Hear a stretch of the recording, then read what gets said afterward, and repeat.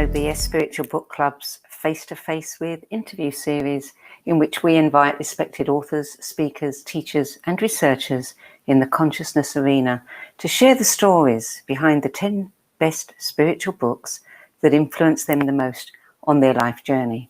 And joining me today is soul coach, energy practitioner, speaker and facilitator Kate Spreckley, whose unique approach to healing, personal growth and development incorporates the entire being: physical, emotional, mental, spiritual and soul. Kate Spreckley, welcome. It's good to have you here. Thank you for joining us from South Africa. Thank you so much, Sandie. Lovely to be here. So, first of all, what do books in general mean to you?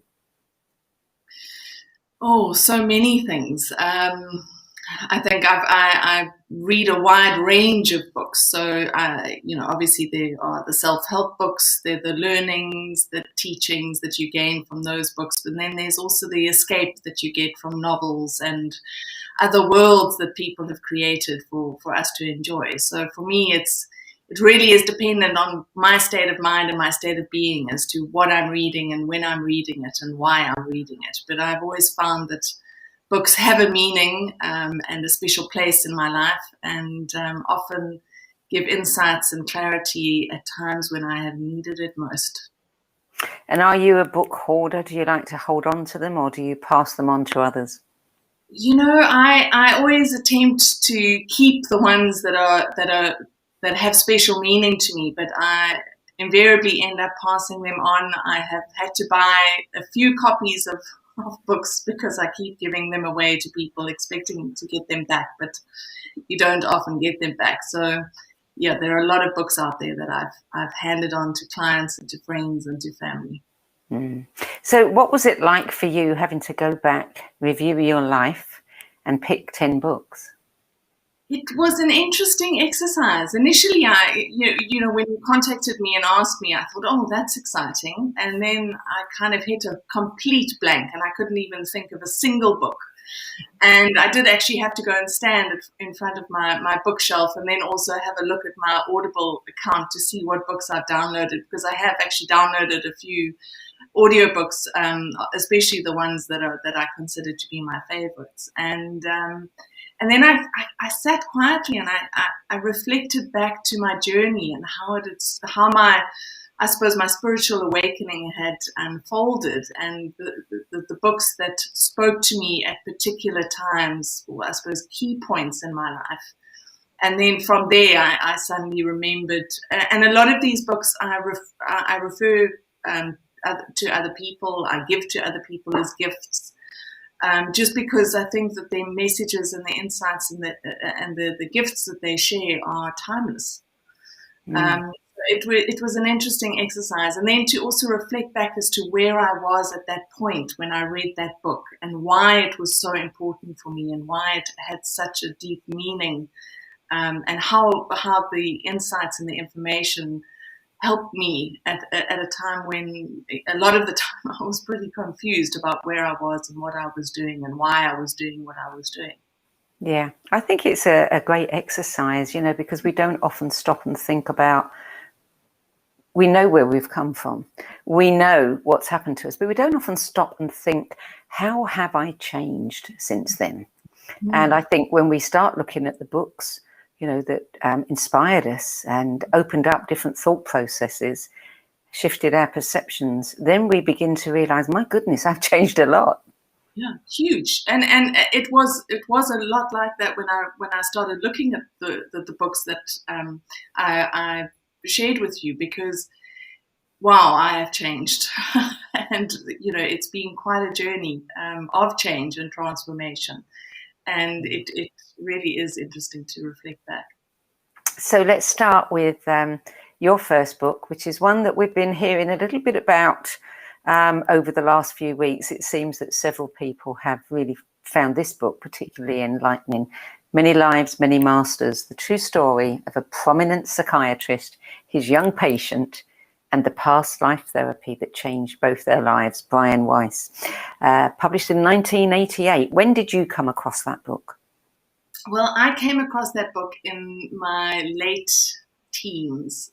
I must have been about 18 or 19. So it was, yeah, I might have been even a little bit older, but it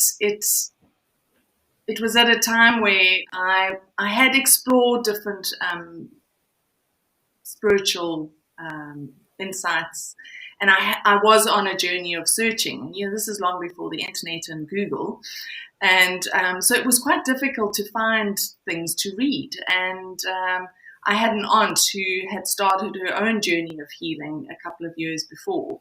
And thankfully, she was very happy to share what she was reading and pass things on to me. And this was one of the books that she shared with me. And I remember reading it and just feeling suddenly so much made sense around what I intuitively knew, what I intuitively understood.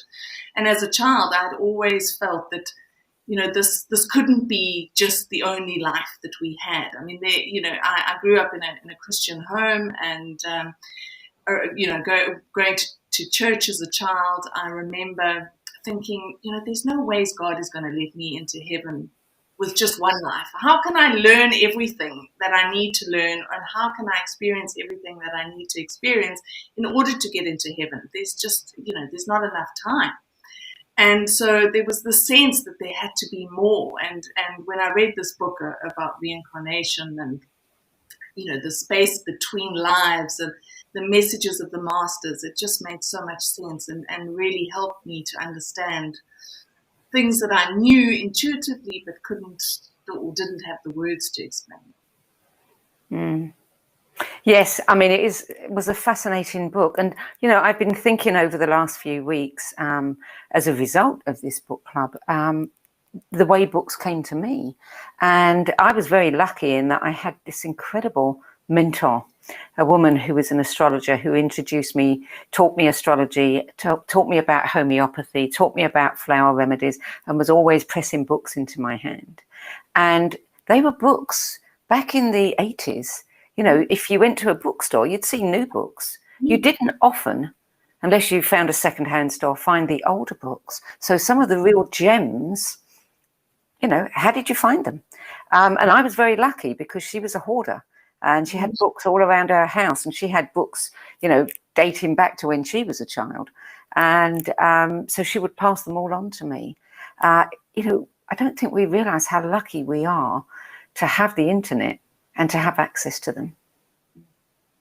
Yeah. Well, I must say, whenever I travel anywhere, I always end up finding my way into secondhand bookstores, because there are still some good ones that are not available anymore and out of print and not being published that still are really good. One of the things I love about secondhand bookstores is, so many times you hear people say, well, a book just fell off the shelf in front of me and I knew I had to read it. And that's happened to me. But it always happens in secondhand bookstores, not in the new ones. Yeah, me too. Yeah. So your list, before we go any further, you've got a book on your list that I am so pleased, because this is the first time it's come up. And I love, love, love this book. But I need to ask you, is your list in chronological order, or is it just random? Actually, I did try and put it in order, because I kind of thought it's almost like it's stepping stones on my path.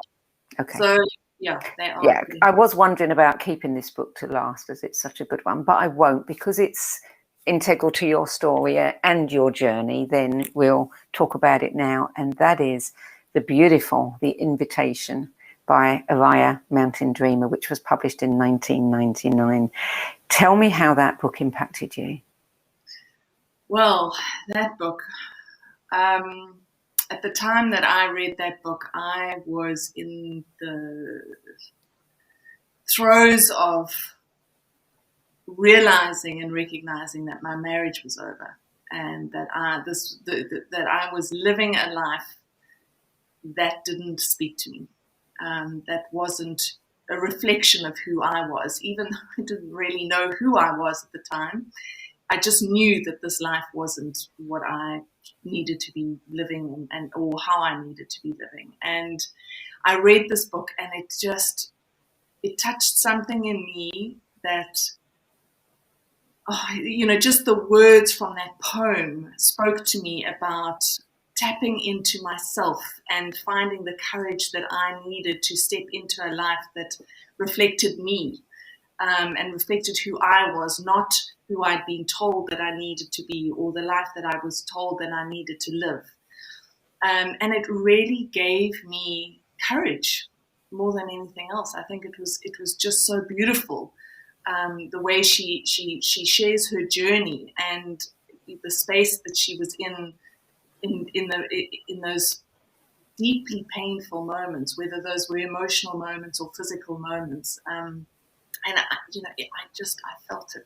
I felt like this was my soul speaking to me through her words, and it was an incredible moment of transformation. And I actually printed it out, the poem, and stuck it on my wall in front of my desk and read it every single day. And those moments when I needed to find the courage to make the changes that I was making, I went back and reread it, and particularly that last bit. It's a powerful poem. That book was a revelation to me when she's telling her story, and she stayed in a very unhappy, painful marriage because she'd made a promise. She'd, promised to love, honor, and whatever. And somebody, I think, told her that there are times when the promise that you've made, you can't keep because it doesn't work for you. And that was such a revelation to me, because I had always, if I said something to someone, I had to do it. I had to. I would not be, I would not forgive myself if I didn't, because I'd given my word. But the way she explained it freed me from that. It freed me from, the tyranny of that, because there were times when it was a tyranny, when you realize that you didn't understand something and you can't deliver without really damaging yourself. So, I love that book and I love the poem. And, for those of you who may not know that poem, you should listen to it. Kate's going to read it to us now. Okay. It doesn't interest me what you do for a living. I want to know what you ache for, and if you dare to dream of meeting your heart's longing. It doesn't interest me how old you are. I want to know if you will risk looking like a fool for love, for your dream, for the adventure of being alive. It doesn't interest me what planets are squaring your moon. I want to know if you have touched the center of your own sorrow, if you have been opened by life's betrayals or have become shriveled and closed from fear of further pain. I want to know if you can sit with pain, mine or your own, without moving to hide it or fade it or fix it.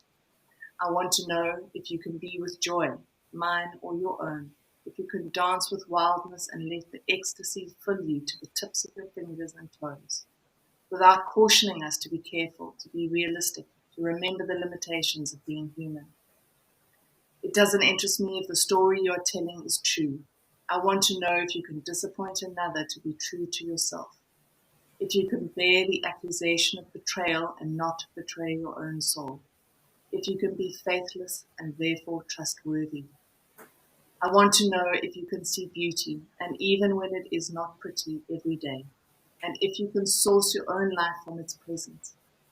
I want to know if you can live with failure, yours and mine, and still stand at the edge of the lake and shout to the silver of the full moon, yes. It doesn't interest me to know where you live or how much money you have. I want to know if you can get up after the night of grief and despair, weary and bruised to the bone, and do what needs to be done to feed the children. It doesn't interest me who you know or how you came to be here. I want to know if you will stand in the center of the fire with me and not shrink back. It doesn't interest me where or what or with whom you have studied. I want to know what sustains you from the inside when all else falls away. I want to know if you can be alone with yourself and if you truly like the company you keep in the empty moment. That really, I think, ought to be, people write their own vows when they get married. it's always occurred to me that you couldn't write anything better than that. Yeah. So thank you for introducing that to the No BS Spiritual Book Club library, and I hope many people who haven't read it decide to read it. So book number 3, The Celestine Prophecy by James Redfield. How did that come into your life? I think that was another book that I think my aunt passed on to me. And again, it was another book that, he writes it in a story, and I've read all the ones that come after it as well. And I just loved how he wove these spiritual truths and these spiritual insights into a story that was so easy to understand. Because a lot of the concepts that he was speaking about with regards to energy and how energy functions and moves between people and nature, it can become quite complex. But I think that the way that James shared that information made it accessible and almost tangible for us to be able to see this is exactly how it works. And so for me, it gave me such a deeper understanding and awareness of energy, of how we are energetic beings, of the power of nature, which I'd always felt and really, for me, nature is a key component to my own sanity, my own spiritual journey, my own spiritual health in essence.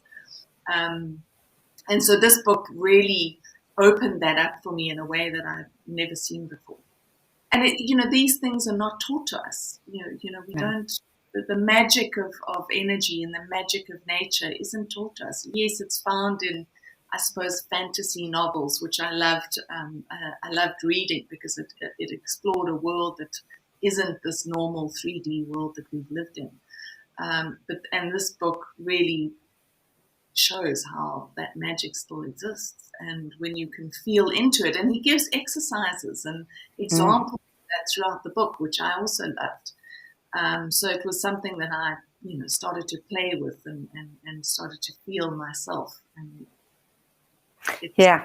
me too. And it's interesting how every sort of decade or so a book comes along that really grabs people's attention.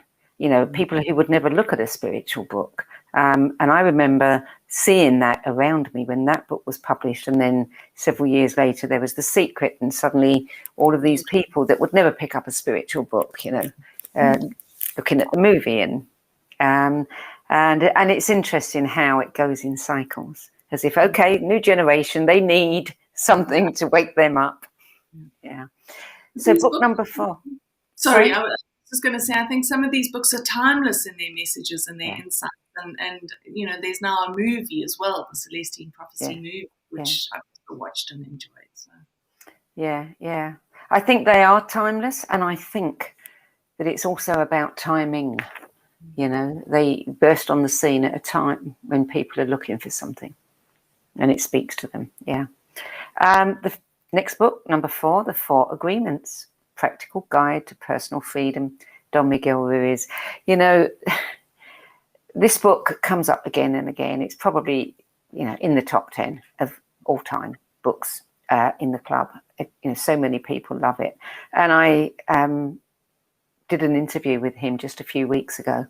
And I said to him, I told him that it comes up again and again. And bless his heart, he was surprised and he was incredibly grateful. And it was so nice to, somebody of that caliber who produces a book that so many people are just wowed by. And, he has so much humility to be surprised that it's in the top, the top 10 list of, spiritual books that people enjoy. So what was it like for you? Well, this book was life-changing. It was incredibly powerful for me to be able to be freed from so many beliefs and so many conditionings around how we should be and who we should be. And I think for me this was the weight of responsibility that fell from my shoulders when I read this book was incredible. Just to be able to, and again, to be able to be given the words to explain things that I wasn't able to explain, because at the time of reading it, I was too young and I didn't know enough. And I mean, for me, this is a Bible, and I have these 4 agreements on my phone, and I often read them to people and share the message with people, and read it and remind myself. And in fact, I've recently gave this book to my 18-year-old daughter, and I've said to her, you know, this is an incredibly important book for you to read, particularly, you know, at that age when you're learning to find your own way in the world. And it's, you know, I think, you know, don't take anything personally as one of the, I'll read out the agreements just so I can share them with everyone. Be impeccable with your words is the first one, which for me is such an essential part of living an authentic and conscious life. You know, my favorite saying is do what you say and say what you do. You know, so there's no confusion. Everyone knows where we all stand. And then the second one is don't take anything personally. You know, nothing is really about you. You know, it's liberating to realize that what people are doing and how people are behaving and things that are happening aren't necessarily about you or have anything to do with you. It's really free. And don't make assumptions. You know, always ask questions, which I think is also incredibly important. And then always do your best. But what I love about that 4th one is how your best is different. You know, I think the message in that 4th agreement is every day your best is going to be different, because it's determined about how you are feeling in that moment, how you are feeling mentally, how you're feeling physically. You know, today my best will be what it is, but tomorrow it could be something completely different. And being free to allow ourselves to be where we are at every moment, rather than thinking we need to be achieving something at some level and going for that level every moment of every day when we can't. You know, we all go through phases of feeling exhausted and tired and drained, and then we go through moments where we feel like our tank is full and we can conquer the world. And on those days, our best is different. So for me, it's just, it packages how we need to live life in such a simple and profound way. Yeah, it's a beautiful charter for living, you know, a good life, or for being a human.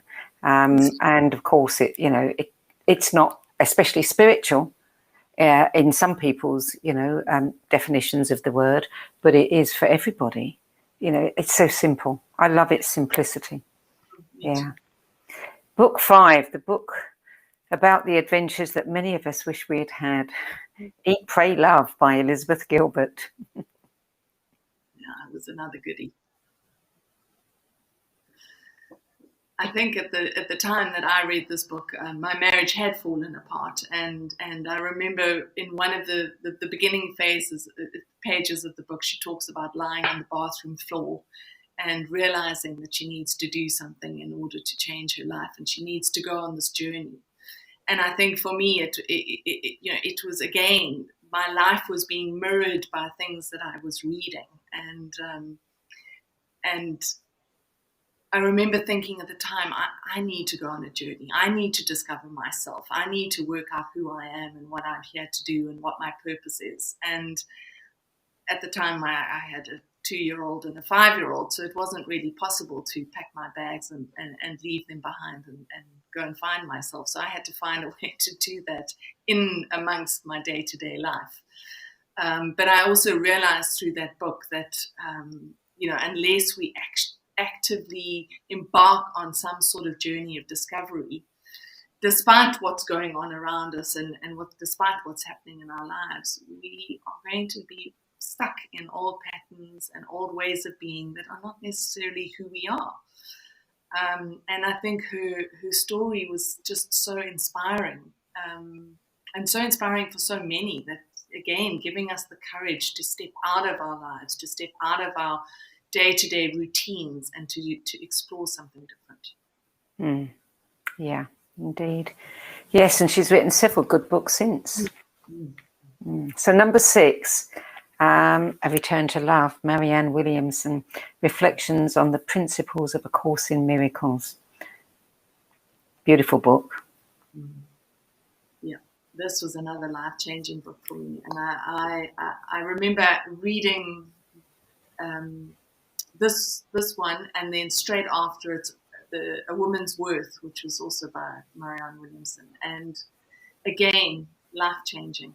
The messages, the understanding, the realizations I had while reading that book was incredibly profound, and again gave me some understanding of what it is that I was trying to find in myself, and opened up a pathway in me that allowed me to start exploring who I was, without the burden of expectation from the external world and from people and family and friends. And I read it at a time where my life was in, I suppose, a process of transformation, and I was moving away from living in one way, being a wife and a mother, and really focused on living in that kind of conventional way, to moving into following a spiritual path and starting a spiritual business, and really turning everything on its head. And It's a very brave thing to do. Well, yeah, at the time it didn't feel brave. At the time I felt that if I didn't do it, I was going to die. Yeah. If I didn't make that change and start following my own heart, I was going to die. My soul was going to die. And, this was one of the books that, again, gave me the courage, and the language, I think, to be able to explain to those who wanted to know what on earth I was doing. It was powerful. The next book was a bit of a surprise. I'm not sure that we've had this one come up before either. Bringers of the Dawn, Teachings from the Pleiadians by Barbara Marciniak. Yes, now this is one of those books that you'll have to dig into some second-hand bookshop to find, because I don't think it's in print anymore, and I've lost the copy I had. I gave it to someone to read, and I don't know where it's gone. But this book it was given to me by a friend, and it sat in my bookshelf for a few years, actually. And I remember one weekend not having anything to do. My children were with their father for the weekend, and I walked up to my bookshelf and I thought, okay, well, there must be something I can read here. And this book literally fell out of the bookshelf, my own bookshelf. I thought, okay, well, we'll give this one a go. And I started reading it, and I remember at the time reading the first few pages and actually having to put it down and walk around my house while I processed the information that was in those first few pages. And I couldn't put it down. I think I read it in that weekend, and have read it a few times since then. And it was just, it just made so much sense to me at the time. And it still makes sense to me. The messages and the insights that are shared in that book, the channelings that come through her, are wonderfully descriptive of why we are here, what we are here to do as human beings. And I loved that. And in fact, one of the very first meditations that I ever did, it was a guided meditation that I did during a healing session that I was having with someone. And I was guided to meet my star family. And these beings appeared in my meditation, and I said to them, well, who are you? And they said, we are your Pleiadian family. Okay. Came out of the meditation and said to the woman I was with, what is the Pleiadians and who are the Pleiadians? And she explained to me who and what they were, and I said, oh, that's interesting. And then when obviously I was reading this book, I thought, well, this is messages from somewhere that I know.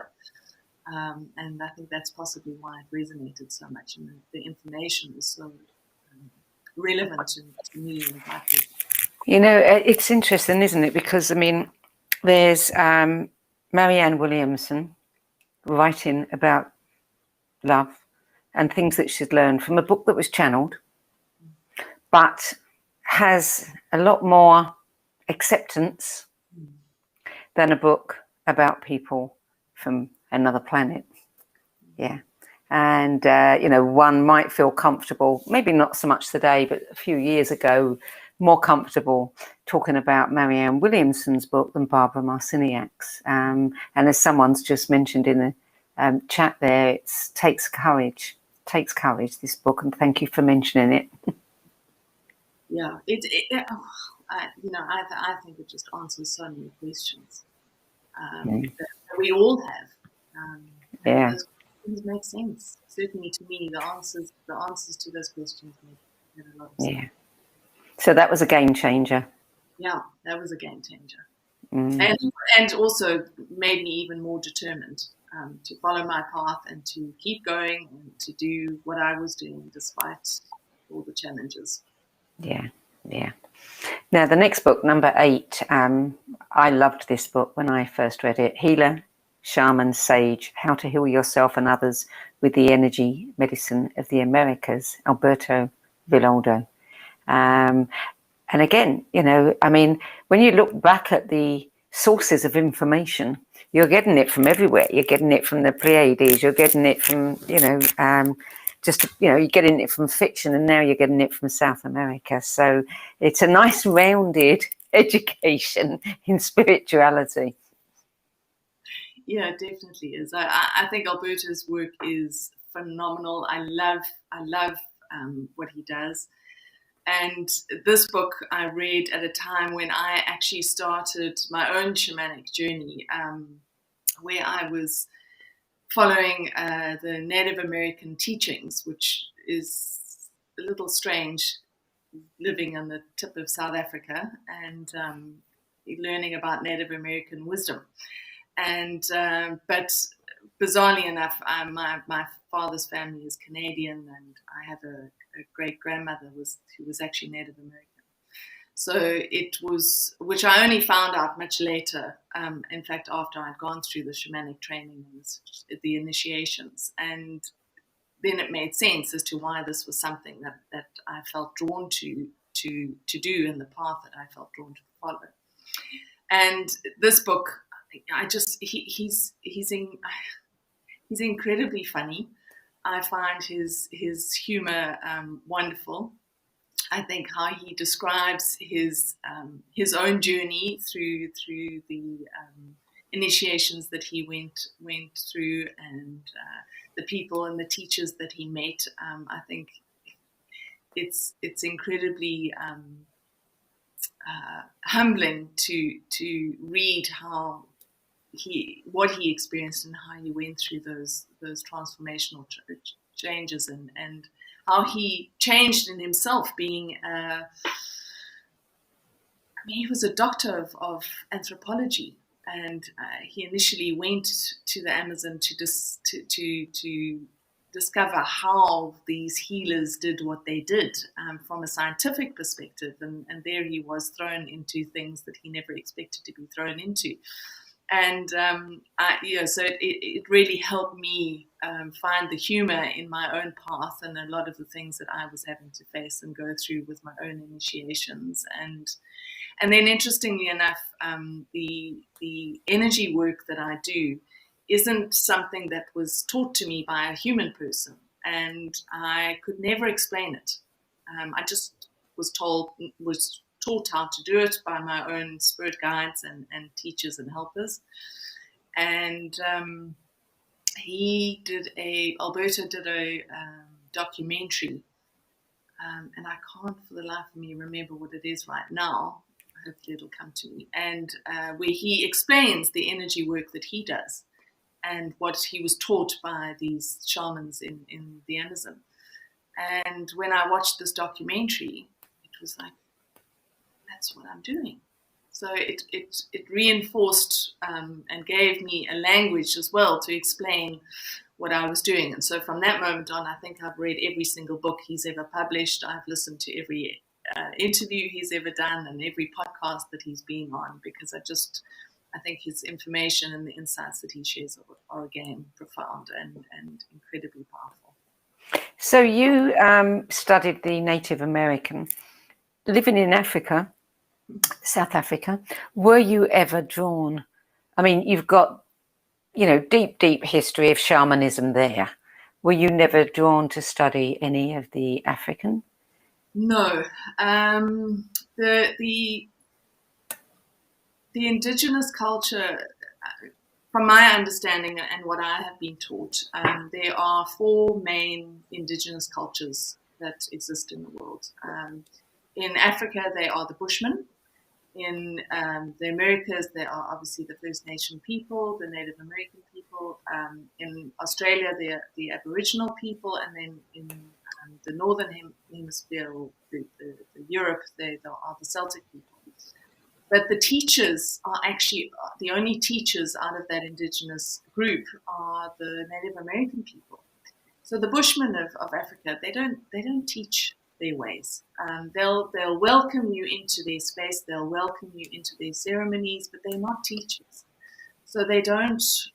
It's difficult to learn anything from them. And growing up in the Western world, we have an intellect that asks us to be taught and for things to be defined, and the Bushmen don't do it. And there are not too many of them around, and they're quite difficult to get in touch with or to go and spend time with as well. So it's not as accessible as the Native American wisdom is. Yeah. Book number 9. This is a new one to the club. A Serpent of Light. Beyond 2012, the movement of the Earth's Kundalini and the rise of the female light. Drawn below Melchizedek. Yeah, this was another book that was handed to me by a friend. I think the same friend that shared the Bringers of the Dawn with me.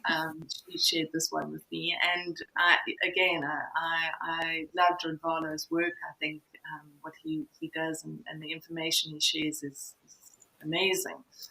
And this book, I just found so beautiful, the way he shares his journey of traveling around the world, and all of the ceremonies that he held with different people around different sacred sites.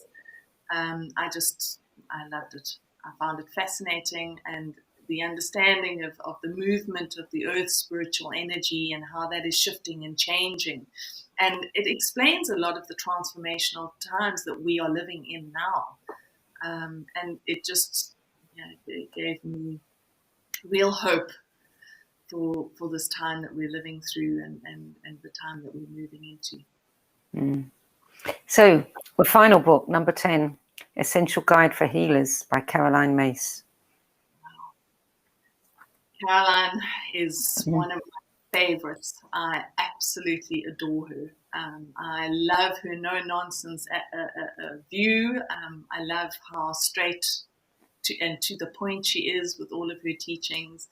And this is a book that I recommend to everyone, because although she's called it Essential Guide for Healers, the book is written for everyone, or certainly spoken to everyone, because we're all healers on some level and in some way. And how she shares what is important, things like boundaries, for example, and being conscious and aware of your own energy levels and what you're doing and how you're doing it and what you're doing in the world and how you're being in the world.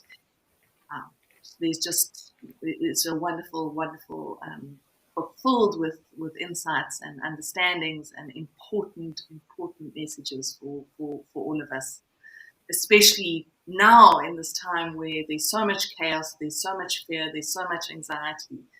And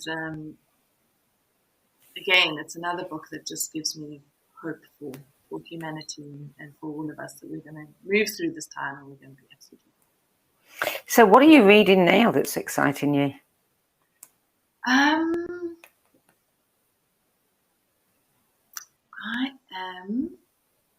got a number of books on my bedside table at the moment. I am busy reading a book by a guy called Jay Naidu, who is or was a activist in South Africa. He worked with very closely with Nelson Mandela. He was one of Nelson Mandela's cabinet members, and I think one of the key people in his team, particularly when he moved into government. And he wrote a book on change and how the world needs to change. And in fact, Jay is an incredibly interesting person as he has moved from politics and embarked on his own spiritual journey and has come to understand a lot of what needs to change in the world and how he shares that message. And this book that I'm reading called Change is, I think, the start of what he shares. So that's one of the ones that I'm reading at the moment. I've also just started the sequel to Shantaram. I can't remember what it's called. I don't know that one. Shantaram it's a novel that was written by a guy called Gregory something or other. It's a really, really thick book, and I read it many, many years ago and loved it. It's a story of his travels from Australia through India and Afghanistan and Pakistan. And this is the sequel to it. I envy many people who were able to travel, several decades ago, because they got to see many places in their glory. And now so many places have been ruined by progress, if you want to call it that, or by war or violence, that I think we've lost an awful lot, and that's irretrievable. Yeah. Mm. So let's talk a little bit about your work. And I mean, when you and I first connected, it was probably somewhere like 2003 when I was publishing Children of the New Earth magazine. And there were many, many people talking about the new generation of kids, the indigos, the crystals, and the star seeds, etc., etc. And your daughters were quite young then. And what was that period? And that was obviously a time when you were going through your transition, leaving one life and starting another. What did the information that was coming through about this new generation of kids, the indigos and the crystals, what did that do for you? I mean, how did that information touch you and inform the work that you did? Well, I think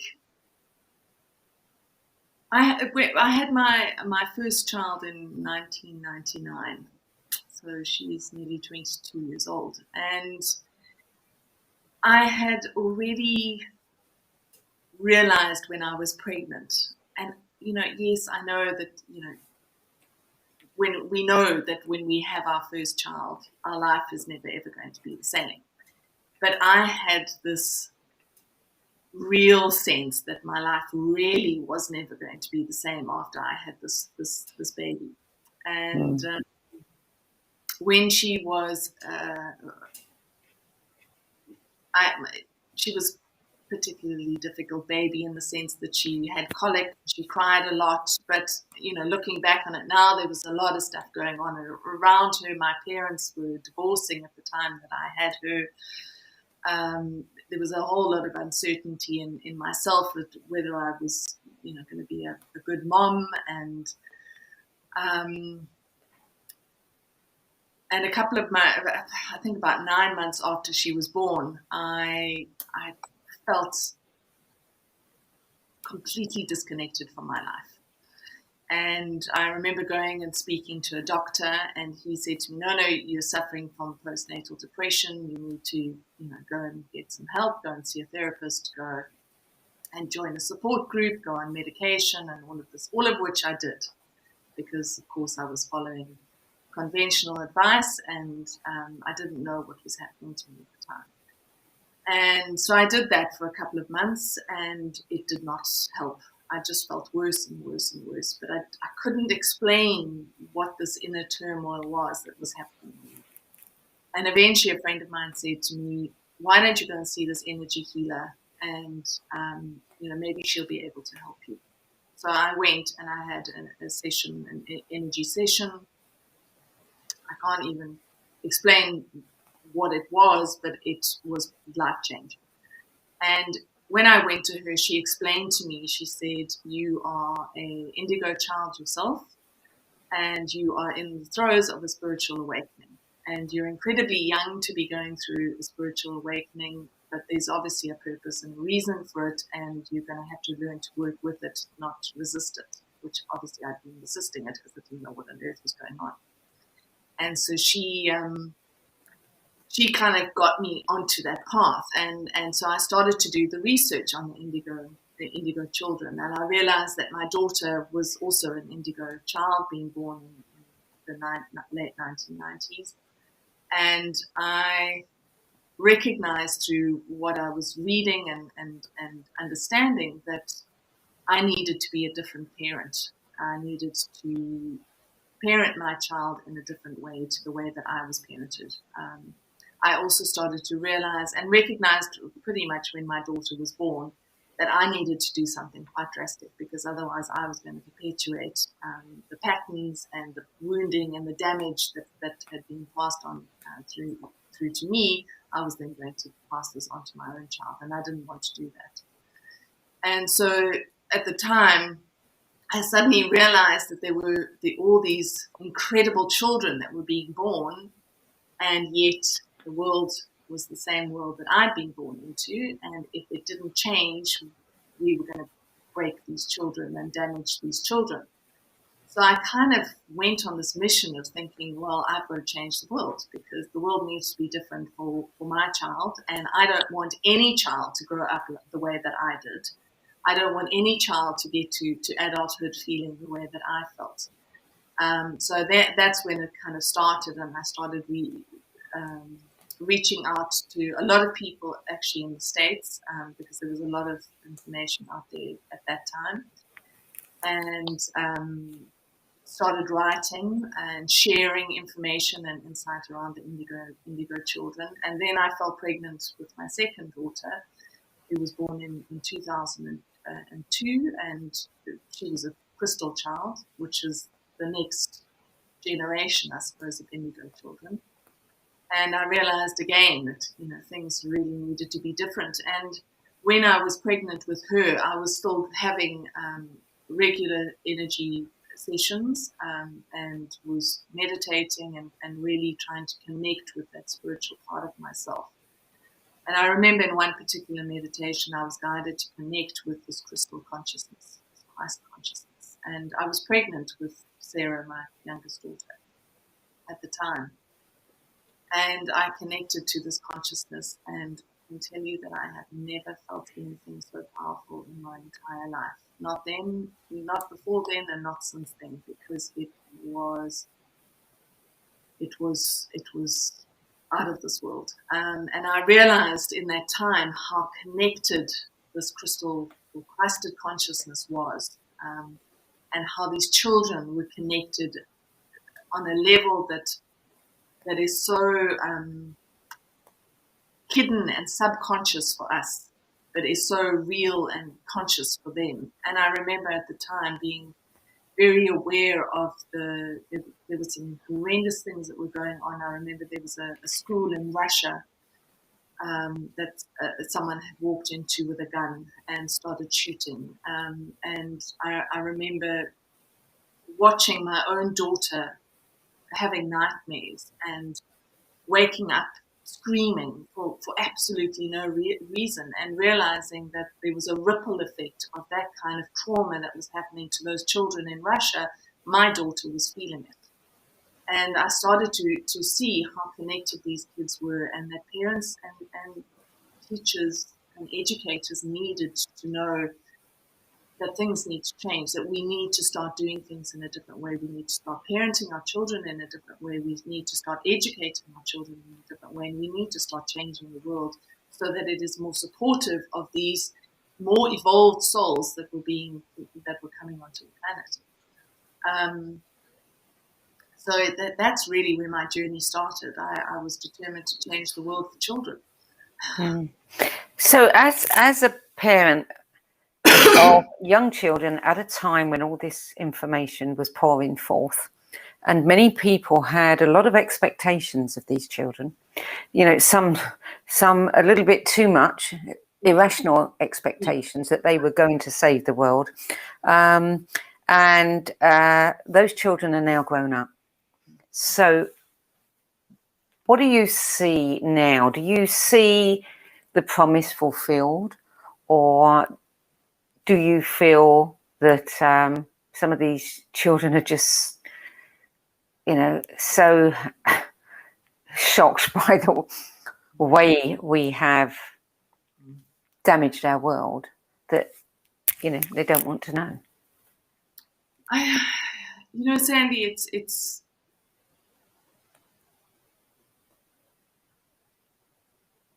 I'm hopeful in one sense, because I see my own children and I see the wisdom that they carry. And they really are wise beyond their years. They show me in so many ways every single day still how things can be different, how people can be different. I mean, their way of engaging in relationships is, I look back at myself at that age, and I the thoughts I was having are nothing compared to the thoughts my children have. And the insight and the understanding that they have is incredible. And I see their friends and interacting with their friends, I see some of that as well.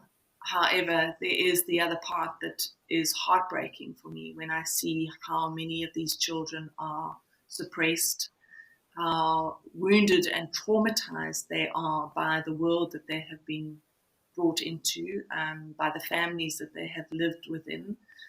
And for me, I've always seen my role as a parent is to hold a space for my children to grow into. It's never been to tell them who they need to be or how they need to be. It is to watch them and support them as this soul that already exists emerges into their physical body and into their physical being. And there's so many children still, and young people and young adults that have not had that space held for them. And they are lost and afraid and disheartened. There's so many of them that feel like life is pointless, that they don't think that they have the power to make any changes. And when I discuss things with my children and their friends about the future and about the world and where it's going, a lot of the time they're not interested. They don't really want to know.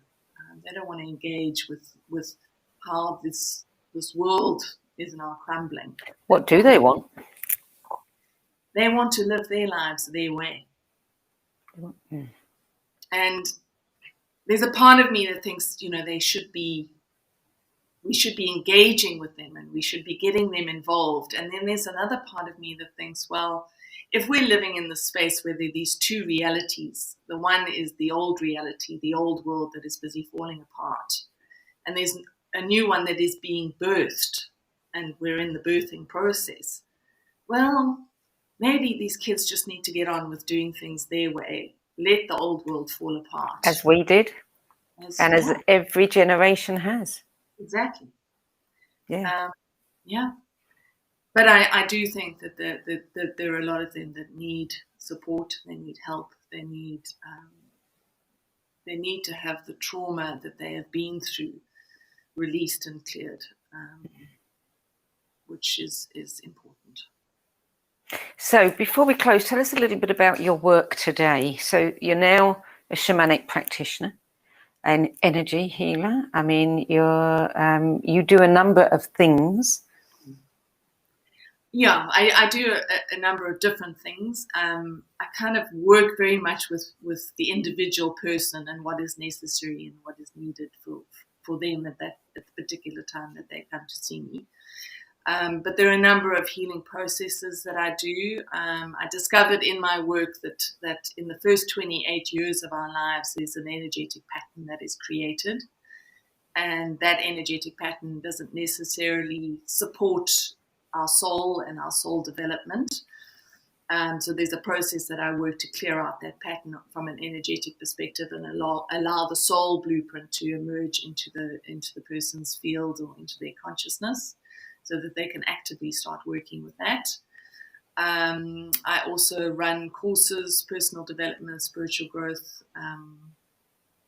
I do one-on-one sessions with people. I also do quite a lot of ancestral clearing work with people, looking at clearing the imprints of the ancestral trauma that is carried forward. And then, do weekly webinars where I've got a community that actually we started in lockdown. I started offering a weekly webinar for people that were feeling lost or confused or disconnected and isolated. And that's grown into this incredible community that meets every Sunday. And this is online, or? Yes, all online. Yeah. Which is great because it can go around the world, can't it? Well, it's incredible. We've got people from all over the world who join, and because we've now been meeting for a year, we've all kind of gotten to know each other, and it's become a really beautiful space and community. And then I'm writing, and I write a daily inspirational email that I send out every day, and I'm in the process of writing another book, and it's busy. It's good. Well, thank you for sharing your 10 best list with us, and thank you for sharing the stories behind your choices and how your life has unfolded. It's always fascinating. Would you care to give out your website name to anybody who might like to check out what you're offering or join your groups? Yeah, brilliant. It's Spirit Pathways, so it's www.spirit and then a pathways.com. Kate Spreckley, thank you. It's been a pleasure speaking with you. And you, Sandie. Thank you so much. And a big thanks to you at home as well for joining us. And if you want to be the first to be informed about these, you can go over to sedgbeer.com and click on the No BS Spiritual Book Club tab, and you can join our newsletter. We do not spam you. We just send you information about the new book lists that are published each month and the people that are going to be on our live face-to-face with series. That's it for today. Thank you for joining us again, and I'll be back at the same time next week. Till then, it's goodbye from me.